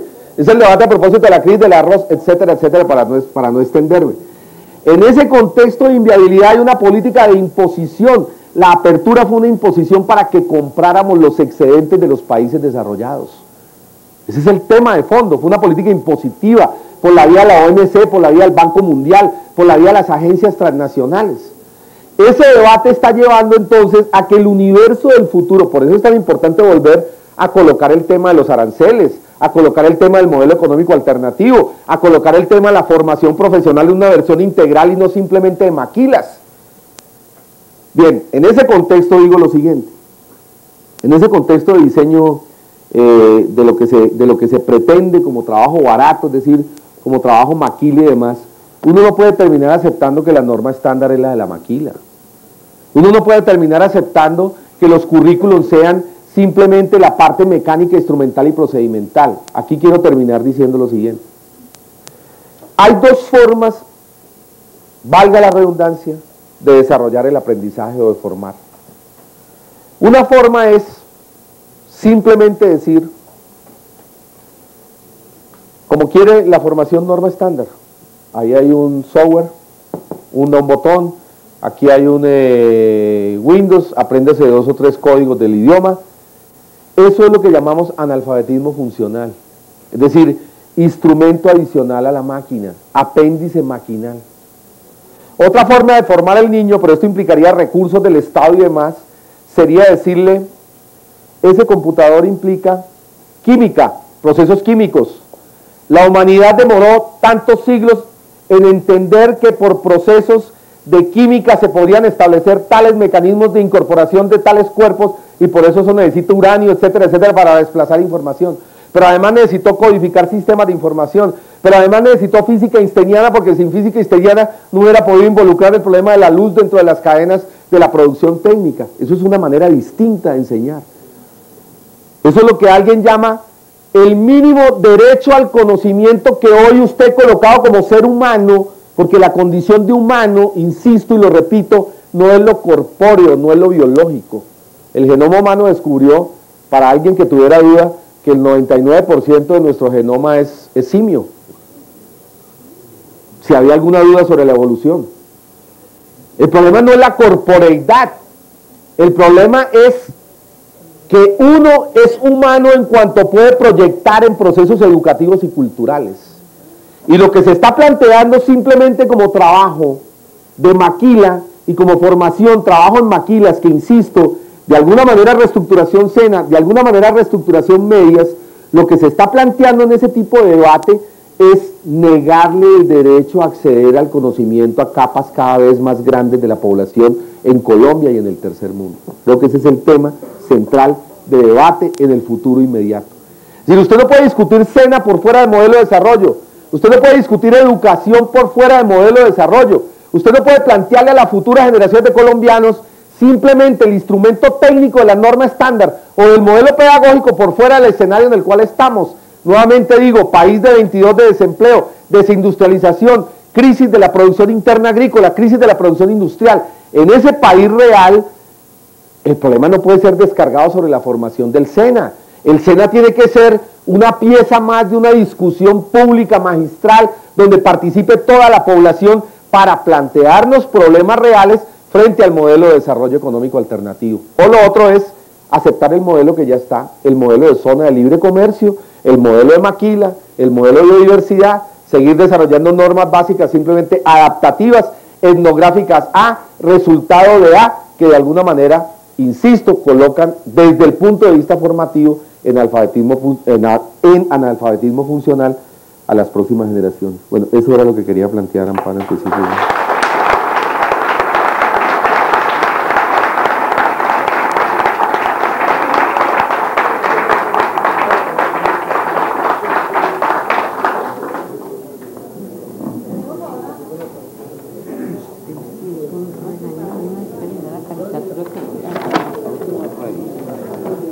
Hola, ¿viste? Tenemos ahora entonces un espacio para preguntas. En cada uno de los auditorios, las alumnas están recogiendo las preguntas. Por favor, nos las hacen llegar aquí. Porque competencia... Porque la pregunta sería entonces, ¿por qué antes se hablaba de tecnología instrumental? ¿O por qué antes se hablaba de currículum oculto y ahora se habla de competencias básicas, por poner un ejemplo, o de competencias laborales? Es decir, insisto, mi preocupación no es el modelo pedagógico. Me voy a detener en esto, no sé si tenemos tiempo, unos 10 o 15 minutos sobre este debate de las competencias. ¿Dónde viene la discusión de las competencias? Voy a hablar primero en el terreno educativo. Es decir, porque educación y educación-trabajo se entrecruzaron en todos los nuevos discursos educativos a partir del 90. Entonces voy a complejizar cómo arrancó, es decir, voy a tratar de ser lo más juicioso posible en dónde viene el debate de competencias y cómo termina en el 90 de otra manera. El término de competencias básicas o de competencias en general lo creó en el terreno del lenguaje un señor que se llama Noam Chomsky, que entre otras cosas es un intelectual demócrata y progresista, antiimperio, que sacó una publicación, o que mejor El Tiempo le publicó la posición oficial de él contra el Plan Colombia hace aproximadamente 2 meses. Un artículo, a mi modo de ver, extraordinario. Y un artículo de resistencia que confirma que hay una intelectualidad en la propia Estados Unidos resistiendo. Pero Chomsky empezó a desarrollarlo en el terreno del lenguaje. Entonces Chomsky empezó a decir: la competencia depende de las particularidades que grupos desarrollan en los individuos que de alguna manera se asocian en esos grupos. Introduzco por ahí porque Chomsky empieza con los grupos, Chomsky empieza con los colectivos. Las competencias básicas de la Comisión de Lords y de lo que puede ser establecido como política neoliberal en el 90, empieza por la competencia como individuo, es decir, exactamente la antípoda de Chomsky, al revés de Chomsky. En la competencia laboral o básica neoliberal, nuevamente aparece el discurso liberal de que la sociedad es suma de individuos. Chomsky está colocado en otro carril. Chomsky está colocado en que los individuos se explican, si bien se reconocen las particularidades individuales, se explican desde los grupos en los cuales ellos están desarrollados. Entonces Chomsky decía, el problema de la lengua, es decir, el problema de la comunicación, grafica hasta dónde es de importante la socialización. Es decir, el lenguaje no se desarrolla como individuo, el lenguaje se desarrolla como colectivo, eso es la preocupación de Chomsky. Renglón seguido Chomsky dice, y dice, no hay nada más social que el lenguaje, muéstrame un acto más social que el lenguaje, algo que por definición es construido de lo social, es el lenguaje. Y luego dice, pero hay grupos que se pueden complejizar. Entonces la competencia comunicativa, por decir algo, en una comunidad indígena es distinta a la competencia comunicativa en la ciudad. No solo desde el punto de vista entendida la comunicación oral, la comunicación del gesto, la mímica, es totalmente diferente en un entorno étnico que en un entorno urbano. Pero luego dice, incluso también desde el punto de vista académico, si aquí hubiéramos estado en una conferencia de economistas, yo hubiera empezado diciendo, la tasa de interés promedio en Colombia, la devaluación, el precio de las exportaciones, porque el grupo Academia Económicos desarrolla una competencia comunicativa coherente con su ejercicio profesional y el desarrollo de sus actividades cotidianas en esa profesión. Por eso lo que Chomsky terminó diciendo fue, a determinada situación social y a determinada situación profesional, académica, histórica concreta, las poblaciones desarrollan competencias comunicativas. Incluso ponía un ejemplo, dice, si yo me voy a una playa y veo un caracolito, digo, ay, sí, bonito ese caracolito, no es rosado. Y si viene un tipo que sabe de eso, es decir, un biólogo, dice, impresionante, este es del periodo tal, lleva a tal periodo, implica aquí una transición de tal tipo, los minerales están reflejando eso para mostrar que aquí hay otra cosa que colocaba Chomsky que es muy importante, que se le fue después a la competencia cuando se volvió neoliberal, y es que la competencia comunicativa no descarta el problema del conocimiento. Dicho de otra manera, entre más conocimiento tengo, yo me asocio mínimamente con relación a un público académico, con relación a lo que es el conjunto de la sociedad. De alguna manera, cuando yo me vuelvo academia fuerte, me aíslo del promedio comunicativo normal, digamos, coloquial, ciudadano, barrial, en fin, en general, en el sitio donde yo estoy colocado. ¿Cómo?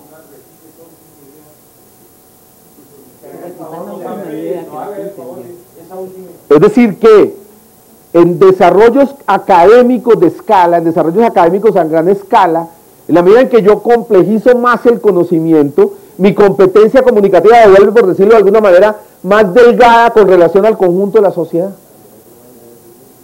Si se me puede utilizar el término, aunque no me gusta, elitiza de alguna manera. Elitiza. Eso, planteado en términos de Chomsky, era un problema, porque él decía, precisamente ahí hay un problema que solo puede resolver la educación pública a gran escala. La educación implicaría crear museos públicos, informaciones a gran escala para que eso que es una tendencia de la fragmentación comunicativa de alguna manera pueda nuevamente rebotar sobre el conjunto de la sociedad, porque Chomsky no está en la elitización, como les digo, él está en otra lógica que es la de la comunicación. Bien, ese fue el punto de todo este discurso en 1960.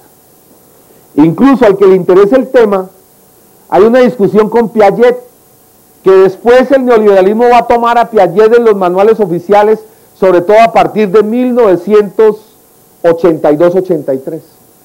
Hay un debate incluso, un debate que fue público en París, que está en publicación en español, el que le interese está en la Universidad Pedagógica, un debate contra Piaget de Chomsky, público en 1975, donde Chomsky decía, ¿cuál es el problema del piagetismo? El piagetismo está colocado en un evolucionismo biológico, donde la cadena del aprendizaje es individual a la manera que los organismos desarrollan perfeccionamientos en sí mismos como organismos en el enfrentamiento con el entorno. Esto es, el proceso del aprendizaje piagetiano se hace analógicamente a lo biológico. Si se me quiere decir de otra manera, Chomsky está más colocado en lo vygotsiano, es decir, en el entorno social y cultural que explica en determinado momento una competencia, no en el individuo que por sí solo va construyendo a la manera biológica. Es un gran debate en el mundo de la pedagogía y en el mundo de la interpretación de la pedagogía a partir de 1975, 75, 76, debate público entre Chomsky y los piagetianos en Francia mismo. Bien, porque además lleva otro problema con el constructivismo, es decir, que el constructivismo piagetiano en versión Chomsky, hasta ahí llega el debate Chomsky porque él después se especializa en otros temas, en los de la política, etc. Hasta ahí llega ese debate en el terreno pedagógico y en el terreno comunicativo, termina diciendo, el problema del constructivismo piagetiano es que prácticamente permanente está arrancando en grado cero sobre cada cadena del aprendizaje, descontextualizándolo de lo histórico y lo social y lo cultural.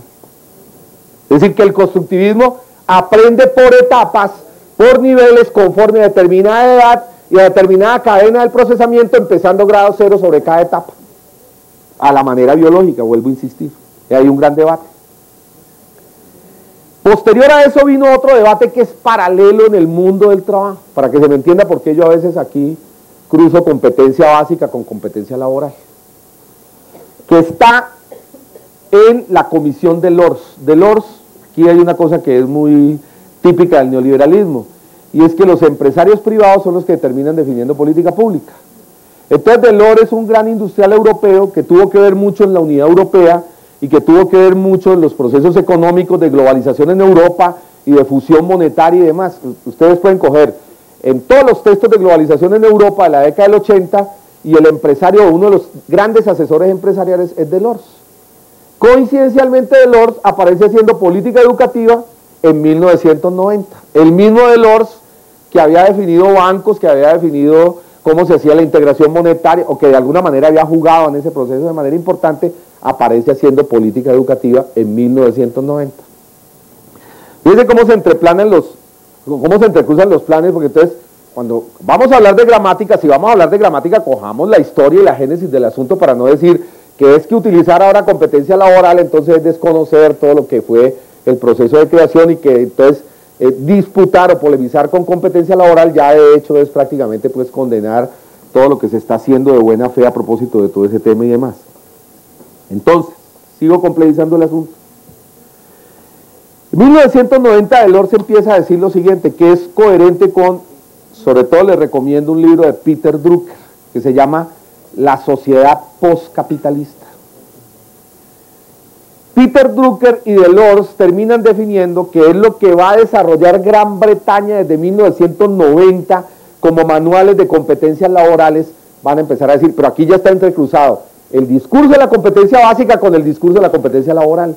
Ese no es un problema nuestro, ese es de la Comisión de Delors, de la política de la Unión Europea, y para no quedarme todavía atrás desde el punto de vista de la enumeración, de la reforma Clinton de sistema educativo que viene haciendo desde hace 5 años. Entonces dicen lo siguiente, resulta que el mundo del trabajo cambió con la informática, Comisión de Delors. El mundo del trabajo cambió. Piensen en un país como Estados Unidos, por eso yo me quedaba aterrado hoy cuando se hablaba aquí de la cibernética. Piensen en un país como Estados Unidos, dice Delors, dice Drucker también, en donde el 50% de la economía es virtual. La mitad de la economía norteamericana es computadores, satélites y demás. Dicen ellos en sus manuales educativos, eso implica un nuevo tipo de trabajador, porque ya no es el trabajador, es decir, la informática cambió el mundo en varios niveles. Parece que esto es más tiempo, no sé. La informática cambió el mundo en varios niveles, el mundo del trabajo en varios niveles. Primero, que el trabajo ya no se hace, es decir, que de alguna manera desapareció la relación hombre-naturaleza.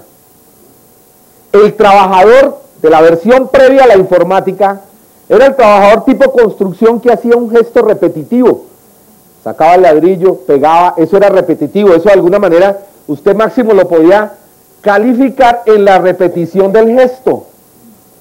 Pero el trabajo, y además necesitaba un jefe de disciplina que le estuviera diciendo no vaya para atrás, no se vaya para tal lado, no sé, es decir, que necesitaba un agente externo disciplinador. El mundo de la informática, primero hace muy difícil el control, porque son redes inmensas. El control lo puede hacer usted en el mismo computador por resultados, por paquetes de resultados, obra dada o currículum dado, pero no lo puede hacer por jefe de disciplina, es muy difícil. Pero el segundo gran problema, dicen ellos, es que es un trabajo que se hace entre los propios circuitos construidos por el hombre. Es decir, hay un distanciamiento de la naturaleza, lo mismo que se había notado ya a propósito del ciudadano de las ciudades.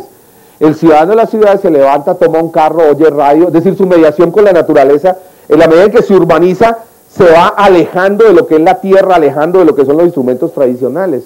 El mundo del trabajo, lo virtual, es el mundo del trabajo de cadenas creadas por los propios hombres, cadenas de redes, geografía virtual, etcétera, etcétera. Es decir, son procesos del trabajo hechos en el mismo circuito interhumano. La mediación con la naturaleza de alguna manera se está perdiendo. Eso cambia el tipo de trabajador. Necesitamos un trabajador que ya no es el gesto repetido. Un trabajador que de alguna manera tenga cierta autonomía, tenga capacidad de innovación, tenga capacidad de riesgo. Un trabajador que si, por ejemplo, hay un virus, no se quede esperando a que el jefe tal le pase el paquete, sino que él mismo tenga que corregir sobre la marcha, porque si no se daña todo el proceso. Un trabajador que entienda la asociación grupal, porque si usted está en circuitos interhumanos, el problema del trabajo en equipo, el problema del liderazgo, por eso hay una competencia laboral que es transversal, que es la del liderazgo y la de lo asociativo, y eso se discute también, ¿saben ustedes? Eso que están discutiendo ustedes es el tema básico de la discusión en competencia básica educativa de la básica, es decir, de la primaria, y para mostrarles cómo hay una cadena entre ambas cosas, es decir, cómo hay asociación entre ambas cosas. Por eso ellos terminan diciendo, el reto del obrero contemporáneo es el saber hacer con H, o sea, el que sabe hacer. Ese es el mundo del trabajo contemporáneo, es el trabajador que sabe hacer, el que sabe hacer su oficio, que arriesga, que apuesta, insisto. Ese trabajo necesita, para entender eso además, porque este es otro problema, y es que las redes terminaron desterritorializando el trabajo. Ese es otro problema, por eso necesita tener una mínima geografía y un mínimo de idiomas y demás. Milton Santos, un geógrafo brasilero, dijo desde hace 5 años algo muy importante que hoy el mundo del trabajo y toda la política educativa lo grafica. Entre Sao Paulo y la costa pacífica de Estados Unidos hay más intercambio económico que entre Sao Paulo y Brasil o entre Sao Paulo y el resto de América Latina. Porque usted hoy, a través de redes telemáticas, puede no solo transmitir portafolios de millones de dólares sin que el territorio natural lo sepa, sino que además puede dirigir empresas por comandos de redes. Hoy la producción es la red, hay una desterritorialización del proceso productivo, es más allá incluso a lo que estábamos pensando hace 20 años a propósito de la computarización. Hay un cambio incluso en la forma de la espacialidad física del trabajo. Por eso insisto, Drucker y Comisión Delors terminan diciendo, ese tipo de personaje que está en la red, ese tipo de personaje que está en la geografía interhumana, necesita una formación distinta. El saber hacer competencias transversales de liderazgo, de asociación, un mínimo conocimiento de la geografía mundo y una nueva pericia en el trabajo que arriesgue, que apueste, que innova, que de alguna manera sea autónoma, que no requiere la disciplina externa anterior y demás. Porque además esto se acompañó de una reestructuración en el mundo del trabajo donde se cambió el jefe de disciplina, y eso lo deben saber ustedes mejor que yo, el jefe de disciplina laboral convencional por el círculo de trabajo que ustedes saben que con el discurso de la participación terminó siendo más rentable que el disciplinamiento externo. Es decir, que hay un cambio en lo que se conoce como postfordismo o toyotismo en la regulación del trabajo, y es que la regulación hoy se hace entre los propios trabajadores, a la manera que le están diciendo a los colegios hoy, autofinancien y ustedes verán cómo se financian. Lo mismo le vienen diciendo a los trabajadores del mundo desde hace 20 años, si usted pinta 10 puertas, usted es círculo de calidad, ustedes verán cómo lo hacen, pero si me pintan 12 yo les doy tanta bonificación y tensionan tanto que la gente termina pintando 12 y 14 puertas. Es decir, es acudir a una participación empresarial, a una participación de la bonificación que intensifica el trabajo. Eso además fue volcado posteriormente a la democracia participativa de la ciudadanía. Pero bien, ese fue el debate. El saber hacer es eso. El saber hacer es del escenario de la economía virtual de los países desarrollados. Ese es el eje, insisto, de lo que diseñó Gran Bretaña como competencias laborales, de lo que diseñó Estados Unidos como sistema educativo en el último periodo. Pero la misma Comisión de Lords dice a renglón seguido lo siguiente. Resulta que el universo del capitalismo es desigual, hay geografías desiguales. Hay países desarrollados y hay países atrasados. Entonces, el saber hacer de los países atrasados no puede ser el mismo del saber hacer de los países desarrollados. Porque usted en Colombia no tiene el 50% de la economía virtual. Usted en Colombia a duras penas tendrá el 2% de la economía computarizada y en redes de informática. Más. Y eso es mucho, eso es decir mucho. Mire, los propios empresarios hicieron aquí una encuesta sobre aparato productivo y terminaron diciendo que el 80% del aparato productivo en Colombia hoy es inviable en escenario de globalización. Los mismos empresarios lo dijeron. Claro, arregló seguido para decir, por eso el SENA ya no sirve y pásenme de una vez la plata y acaben las parafiscales y demás. Pero ese fue el debate. Como si ese problema, insisto, no debiera ser un tema público de debate, sino como si fuera simplemente un problema de manejo de 2 o 3 pesos. Entonces, dice la misma Comisión de Lords, en los países atrasados la competencia básica es distinta. ¿Por qué? Porque la competencia básica es el trabajo que hay como posibilidad en un tercer mundo que saben ustedes, no me gusta decir esto por fuera de datos, el 80% de la producción mundial está hoy en el primer mundo. O sea, nosotros somos el 20% de la producción mundial, con un agravante, que la pirámide poblacional es inversa a esa realidad productiva. El 83% de la población vive en el tercer mundo. Es decir, mientras que el 80% de la producción está en el primer mundo, el 83% de la población vive en el tercer mundo. Y dentro de ese 83%, el 50% vive en indicadores de pobreza. Por eso hoy hay un gran debate a propósito de la ilegitimidad de la deuda externa y de las políticas del Fondo Monetario. No sé si vieron lo de Praga hace 15 días. El movimiento sindical y el movimiento democrático del primer mundo peleando por nosotros contra la deuda externa y contra los paquetes de ajuste del Banco Mundial, que aquí estamos en mora de asociarnos a esas redes internacionales. Pero bien, ese es el debate. Entonces, Delors termina diciendo, la competencia básica acá no es la virtualidad, acá no es la red, acá la competencia básica, por eso insisto, el debate es el modelo de desarrollo, no es el instrumento técnico en sí mismo. Yo no estoy tratando aquí de transgredir una cosa que yo sé que ustedes están haciendo de buenas intenciones, que lo hacen muy loable, que discuten a propósito de eso, que es parte de su ejercicio profesional cotidiano. Yo estoy intentando cuestionar más allá del SENA, es decir, más allá de lo que es el proceso pedagógico en sí mismo. Es un debate que también tenemos con los docentes. Los docentes cuando les decimos, mire, es que el problema no es Piaget en sí mismo, el problema no es Vygotsky en sí mismo, el problema es qué contexto histórico, social y cultural refleja en determinado momento un modelo de desarrollo, un modelo histórico, social y concreto. Y termina diciendo el discurso de Delors de la competencia básica, termina diciendo, renglón seguido, la competencia básica en los países atrasados es básicamente para el tipo de trabajo que nos queda, biodiversidad, maquilas, etcétera, etcétera. Más, Hay una discusión de fondo que todavía es más transversal, que es la siguiente. Es el problema del conocimiento. Resulta que Comisión de Lords termina aceptando una cosa que yo creo que nosotros no podemos aceptar, y es que el conocimiento hoy es un asunto privado. Y ese es el gran debate hoy a nivel internacional. Hoy, usted dice, el genoma humano, sí, qué gran descubrimiento el genoma humano, pero el genoma humano son 3 multinacionales.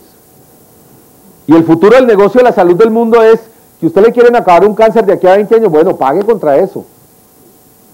Es decir, que el secreto de investigación técnica es un secreto de las multinacionales, es el punto de fondo que hay aquí, que eso gana millones de dólares hoy en el escenario de la globalización, lo que se conoce como el know-how.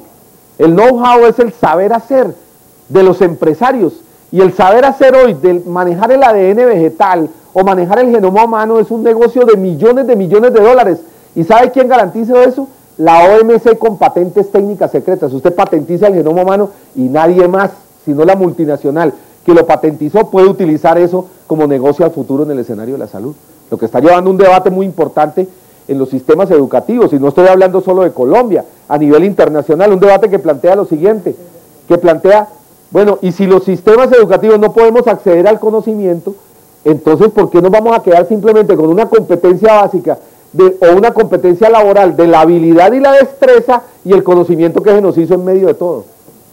Y la física de punta y la química de punta, que en este momento es conocimiento secreto, la humanidad ya definitivamente perdió el carril de esa investigación porque se volvió negocio privado, o tendremos el derecho de que eso se democratice algún día y se popularice algún día.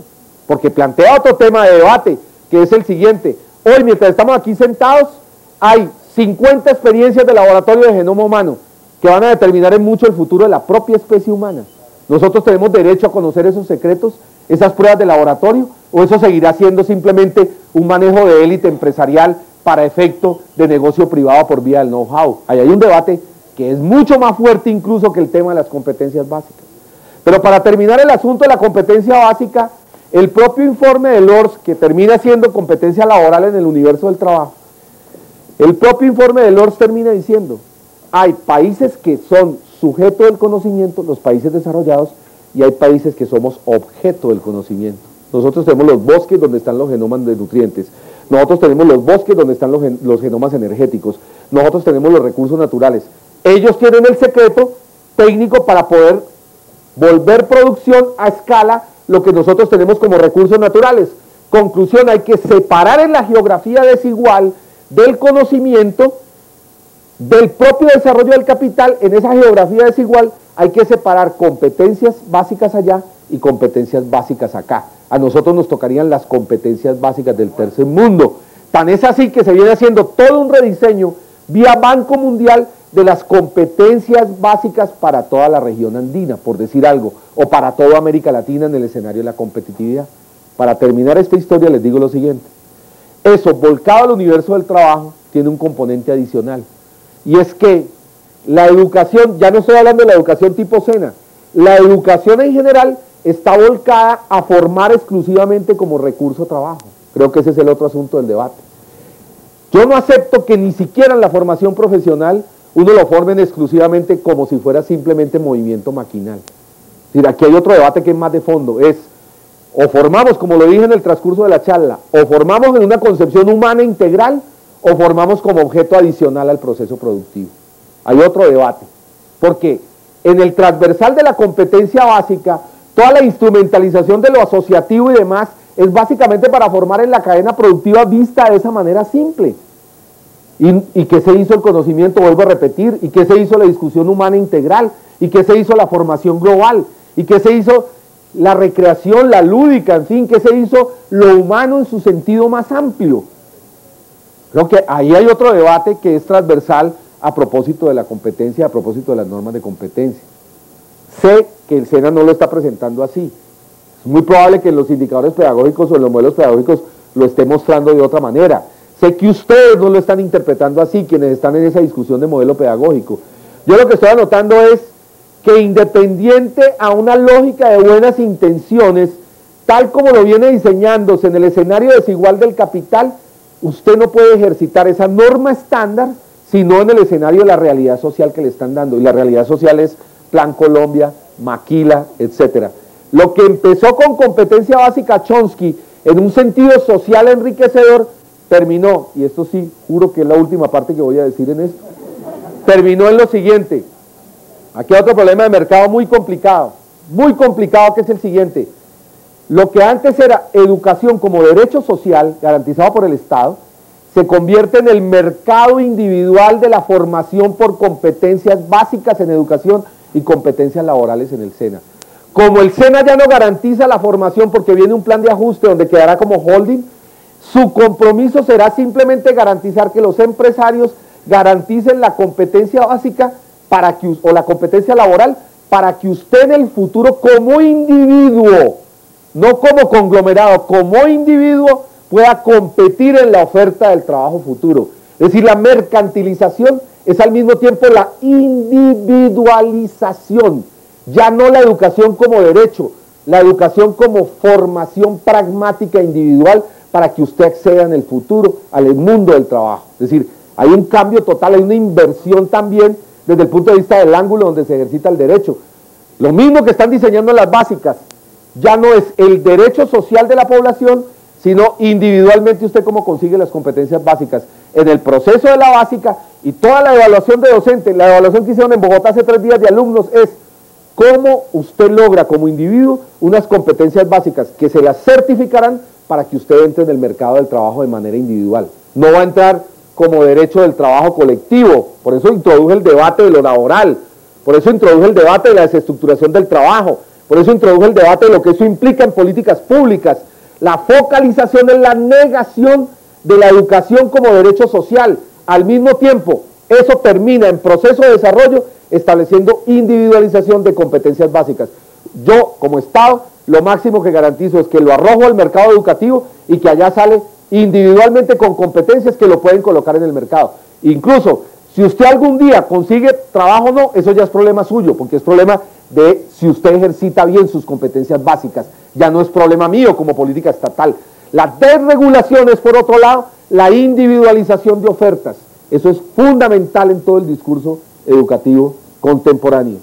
Intento contextualizar más allá, y eso terminó siendo la inversión de Chomsky y lo que Chomsky pretendía en un debate sano a propósito del lenguaje, que como les mostré incluso está mucho más allá del individualismo piagetiano y de las formas evolucionistas de darwinismo social que el mercado acepta como variaciones de leyes naturales en el funcionamiento de la sociedad. Era lo que quería completar porque el grueso de las preguntas es eso.